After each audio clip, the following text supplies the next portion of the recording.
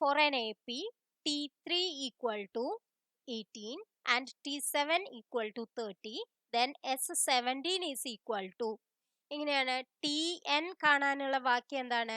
A plus N minus 1 into D അല്ലേ? അപ്പൊ T three എന്ന് പറഞ്ഞിട്ടുണ്ടെങ്കിൽ എന്ത് വരും? T three equal to A plus 3 minus 1 2d അല്ലെ? ഇത് നമുക്ക് തന്നിട്ടുണ്ട് 18 ആണെന്ന്. ഇനി എന്താ തന്നിരിക്കുന്നത്? T7 ആണ്.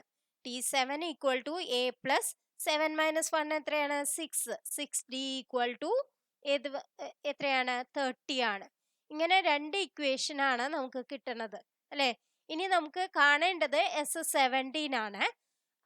അതിന് നമുക്ക് എന്ത് കിട്ടണം? എയും ഡിയും കിട്ടണം അല്ലെ?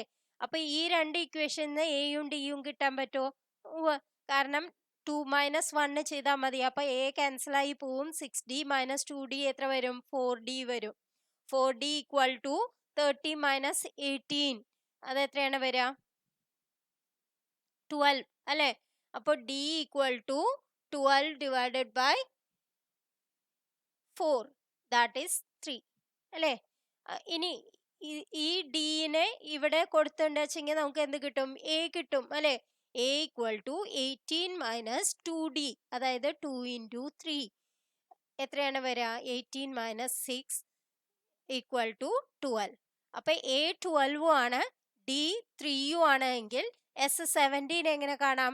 S17 കാണാനുള്ള വാക്യം 17 ഡിവൈഡഡ് ബൈ 2 ഇൻറ്റു 2a എന്ന് പറഞ്ഞാൽ എന്താണ്? 2 ഇൻറ്റു 12 24 പ്ലസ് n മൈനസ് 1 എന്ന് പറഞ്ഞാൽ 17 മൈനസ് 1 16 ഇൻറ്റു ഡി എന്ന് പറഞ്ഞാൽ 3.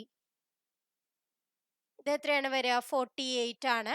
48 പ്ലസ് 4 52 72 വരും അല്ലെ? 17 ഇൻറ്റു 72 ഡിവൈഡഡ് ബൈ 2 36.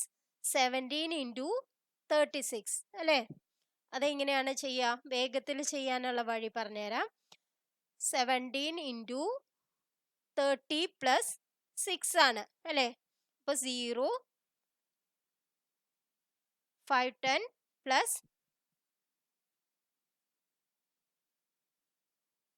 102 അപ്പൊ എത്രയാണ് വരിക? 6 1 2. ഏതാണ് ആൻസർ? എ എന്നുള്ളതാണ് ആൻസർ. Thank you.